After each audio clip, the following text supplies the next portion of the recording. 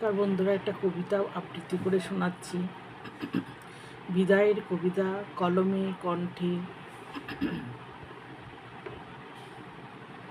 মেঘলা মন। পাখি আজ গাইছে না গান, বাতাস বইছে না অন্য দিনের মতো।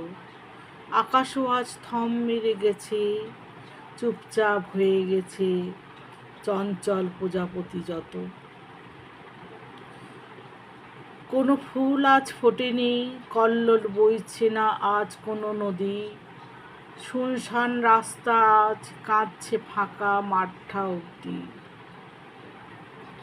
এত চেয়ার টেবিল বাড়িঘর, কেউ কোনো কথা বলছে না আজ। আজ কেবল নীরবতা। প্রকৃতি সেজেছে বিদায়ের সাজে। আজ করুণতম দিন, আজ সবেতেই বিদায় আয়োজন। আজ কোনো কথা নয়, আজ কেবল অশ্রু বিসর্জন। ওই যে স্থাপিত হলো বিদায়ের ঘর, যে পথে যেতে যে হবে একেলা সে পথ। পূজা শেষে হলে পরে থাকে পূজার উপকরণ। সব কিছু থাকবে পরে এতদিনের সমস্ত প্রয়োজন। যেমন পূজারি চলে যায় চোখে তার অনন্ত রাত্রি।